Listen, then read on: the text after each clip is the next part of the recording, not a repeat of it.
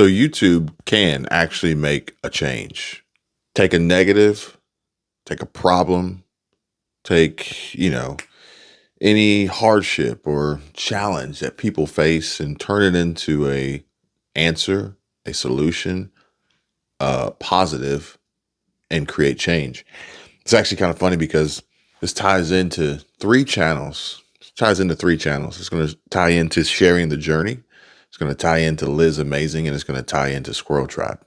Because to me, I see a little bit of everybody in this story, this situation. Now, Liz Amazing just shared a video. As if any of you guys are familiar with Liz Amazing or RV travel, she does content on RV, recreational vehicle life, travel, trailers, campers, gas, diesel pushers, whatever. She does it all.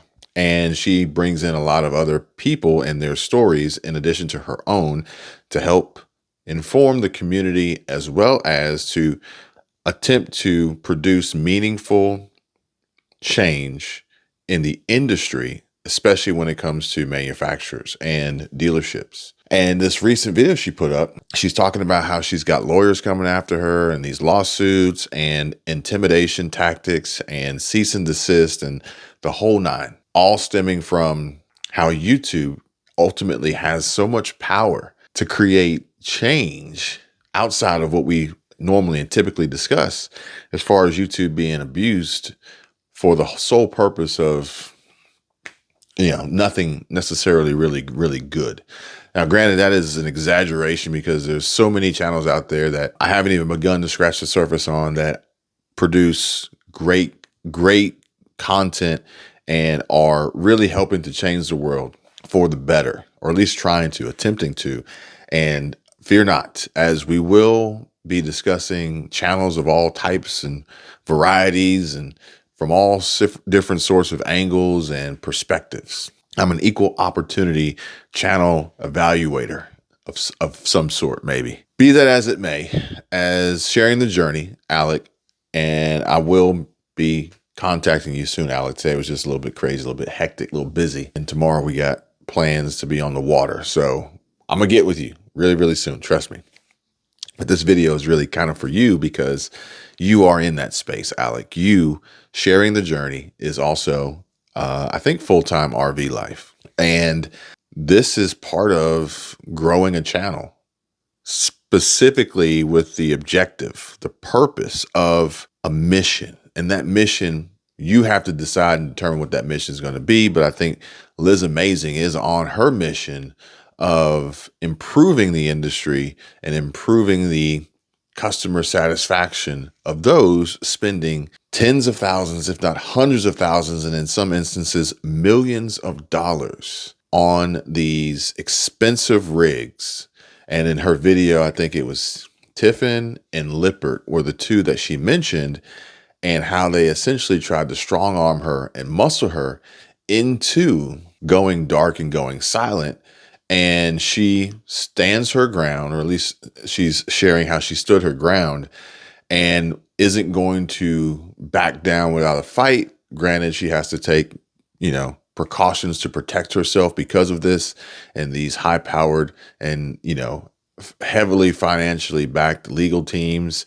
And honestly, the threat and the risk that their companies and their business and their CEO and C-suite executives and shareholders and investors and banks and everybody who's tied to the money, remember, profit over people, I mentioned Squirrel Tribe, how it could affect them negatively, and they would much rather make something disappear and go away, shut somebody up and prevent the world from sharing this news. As I think it's Sassy Girl, or maybe Sassy Lady, or something sassy. I'm gonna put it up on the screen so you guys can see it. She's on Instagram. She might be on some other platforms, but she put up this video today, and I saw it, and it was of the underreported news by legacy or mainstream media. And really, a lot of these things they don't want people to know about, because the more people that know about it, then the more people will want out of these companies and these businesses that don't want to do anything. They would rather keep people silenced and hopeless, more so than having the opportunity of having an advocate like Liz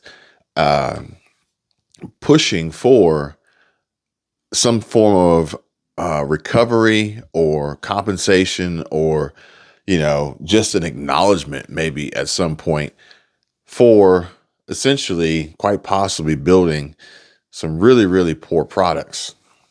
And honestly, it's like, I was thinking about it today. Like, if you want a successful business, then I would think that you would want to create a quality product.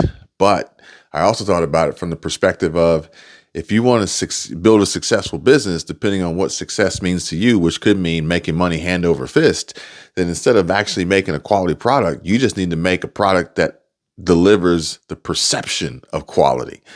And then when there is a QC, QA, quality control, quality assurance, recall, service bulletin or whatever alert, then you just turn your back on your customers and just wait and see if it just goes away, hoping that most people won't continuously go down that route and continue to push the envelope or have the money to start the fight, a class action lawsuit of some sort. And all is right with the world, and you cash your checks, you make your money, you maybe dissolve the company, and you start all over again. And it sucks, but that's how business works. That's how businesses are run. So be that as it may, Liz, amazing video. I would check it out, especially if you're in the RV world or considering it, or quite possibly maybe even work for these companies. You're not aware of how they're treating their customers, and ultimately how they would probably do the same to their employees, and what this could potentially mean for the future of these businesses and their viability moving forward, as the consumers are probably going to become far more conscientious of where their money's going and how these companies not only manage quality, but treat customers after the fact. Ford, we're talking to you, as well as some of the other car manufacturers out there, but I'll say that for another video. I think there's a guy that Ford actually kind of bent over on his Ford Lightning and overcharged him basically, but literally said they just ignored him in his request after being a long-standing, bleeding blue oval for like his entire life, like 50, 60 years or something crazy. But this is how these companies run, and they don't want to help their customers, especially if their customers have a voice. Because if they help their customers and their customers have a voice, then that voice will share with the world what happened, and then Ford will then be, or any manufacturer will be on the hook to do the same for everyone else, and they can't afford that, or they don't want to pay that. I've actually experienced this personally in a buyout situation, and it was a situation of, here's money to solve the problem, here's a little bit of extra money for your troubles, and here's an agreement that you'll sign that you'll never ever mention it, talk about it, or say our name ever again. And it's real. It's real. Much like, as I mentioned, Squirrel Tribe and her coverage of the East Palestine train derailment. I think it was Norfolk Southern. Was it BNSF? Either way, situations like that, situations like what happens in Maui, in Lahaina, these things that happen that really they don't want people to really deep dive into and investigate. They rather keep quiet, and maybe they come at you, somewhat casually and offering a peace offering of sorts. But if you don't accept and you decline, then it quickly goes from good cop to bad cop. But either way, sharing the journey, think about it. Think about it. What story do you want to tell? What change do you want to create? Anybody on making content on YouTube or any social media platform for that matter, what change do you want to make? What change do you want to see? What do you want to bring?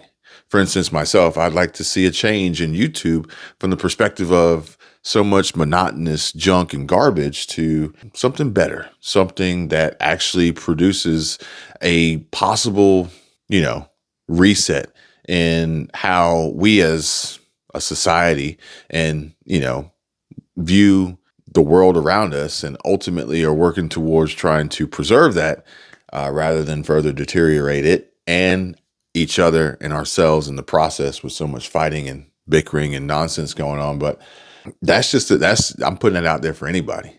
But sharing the journey in particular, because this story with Liz Amazing ties in with RV, I would say go check it out. I would say check it out. And we're gonna talk more about this when we get on the phone and we chat about really wrapping your mind around what the channel is and what the channel can be, and that change that can be made in the community that watches, and the audience and the family and the subscribers that watch.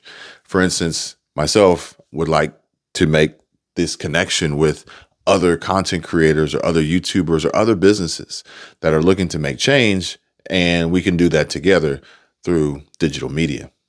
That's it. I'll see you guys later.